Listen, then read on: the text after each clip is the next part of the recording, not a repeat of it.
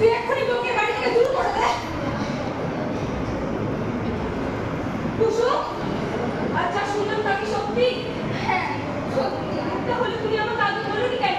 আমি তোমাকে বলতে চেষ্টা করি, তাহলে আজ তো খুলে বলো। আমি যে বড় পাপিষ্টা।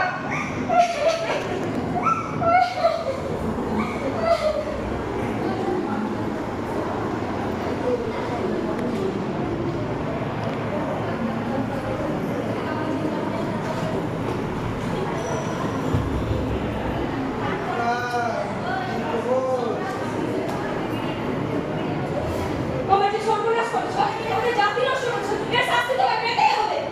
ও, তোমরা বুঝি আমার জাতি রক্ষা করেছো? কি করেছি?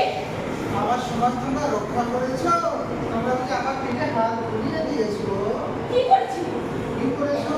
তোমার বাবা যে আমার মেয়ের প্রতি যে অন্যায় করেছে, কি অন্যায় করেছি? সে অনেক বড় কাহিনী। সেই কাহিনী আমার কাছে একটা গল্পের মতো। ভাবছি যে গল্পকে একটা বই লিখি, বই লিখে ছাপাখানায় দিই।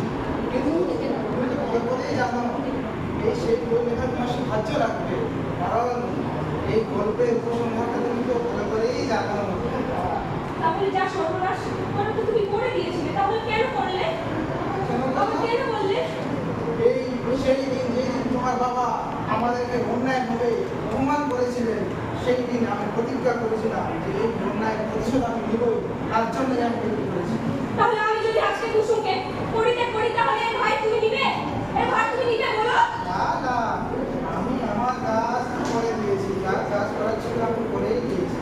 এবং পরের পর্যন্ত স্ত্রীর পোষণ করা আমার কাজ না। আরে কে আছিস? হেমন্ত বাবুর জন্য এক গ্লাস ঠান্ডা জল নিয়ে আয়, আর সঙ্গে পাতও আনিস।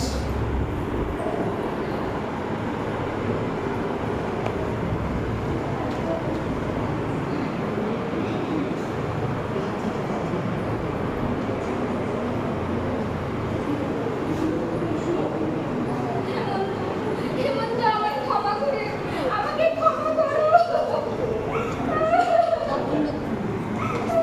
হেমন্ত, আমি আর ধৈর্য রাখতে পারছি না, এক্ষুনি এই সুন্দর কন্যাকে বাড়ি থেকে বের করে দে।